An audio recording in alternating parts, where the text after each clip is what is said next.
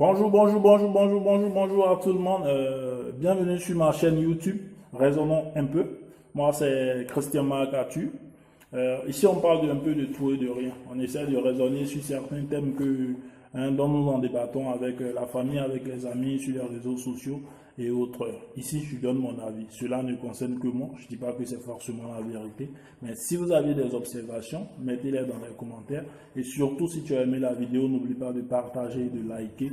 Et surtout, abonne-toi pour pouvoir recevoir les notifications à chaque fois que je fais de nouvelles vidéos. Le thème d'aujourd'hui, c'est pourquoi est-ce que les hommes, alors même qu'ils vous adorent, alors même qu'ils vous aiment, finissent par vous quitter pour se marier avec quelqu'un d'autre? Pourquoi est-ce que, dans une relation, l'homme qui paraît tout à fait amoureux, pour une raison banale, finit par se barrer? C'est un peu de ça que nous allons parler aujourd'hui. Bon, je l'avoue, les arguments que je vais donner ne viennent pas de moi, mais d'un pasteur, mais j'ai trouvé ça tellement intéressant que j'ai voulu partager ça avec vous. Les filles, écoutez bien, mais les hommes aussi, vous pouvez écouter. Top, c'est parti. Numéro 1, vous saviez tout. Vous saviez tout. Vous saviez, l'homme adore quand vous apprenez de lui. L'homme adore quand il sait qu'il est en train de vous apprendre quelque chose. Mais sur tous les sujets. Que l'on parle de la vie, que l'on parle des sciences, que l'on parle de son métier, bref, peu importe le domaine, vous saviez toujours tout. Cela fait qu'il perd confiance en lui. Cela fait qu'il n'a pas une bonne estime de soi. L'homme aime savoir comment on dit ça? Qu'il est le maître en toutes choses. Et lorsqu'il se rend compte que ce n'est pas le cas, que vous saviez toujours tout que lui, il a peur de ne pas pouvoir vous maîtriser. Il a peur de ne pas pouvoir vous contrôler. Ce mec-là s'en ira.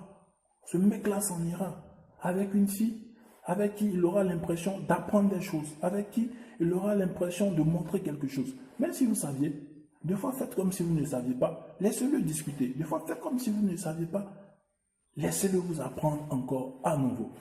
Numéro 2, vous êtes déjà allé partout. Il ne peut rien vous apprendre. Il veut vous emmener dans tel restaurant, vous connaissez déjà le menu. Il veut vous emmener dans tel endroit, vous êtes déjà parti. Et en général même, ce qu'il veut vous faire découvrir, vous l'aviez déjà fait en mieux.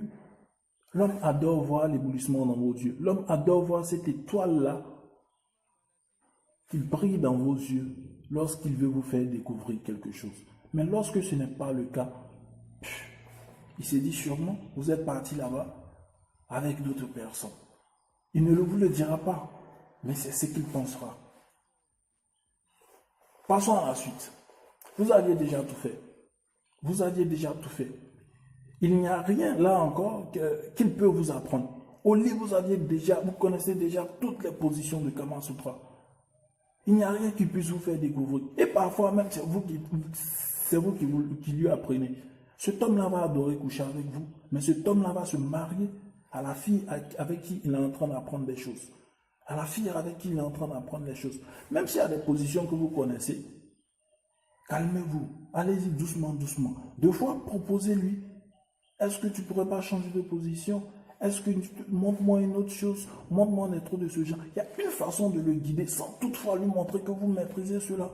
Parce que lorsque vous le lui dites, automatiquement dans sa tête, il s'imagine un peu avec le nombre d'hommes avec qui vous aviez fait ça. Il ne vous le dira pas. Mais intérieurement, il a ça. Intérieurement, il a ça. Et c'est pas bon, c'est pas bon. Autre chose, vous êtes l'ami de X, Y, Z. Sans raison apparente. C'est-à-dire qu'au fait, il n'y a rien qui peut justifier votre amitié avec un tel ou tel, avec une telle star, avec une telle personnalité, avec un tel cadre. Mais vous l'êtes. Il se sent diminué vis-à-vis de ces gens. Surtout que parfois ces personnes sont beaucoup plus fortunées que lui.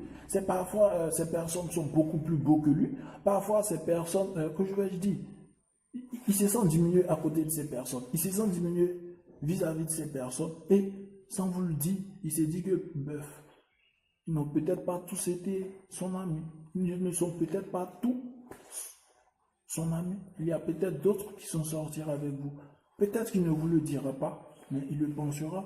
Et vous verrez qu'à force À force de ronger son cerveau, ronger sa tête, il finira par se barrer. Il va mettre ça sur une raison idiote qui n'a franchement rien à voir avec ce qu'il pense, mais le type s'en ira.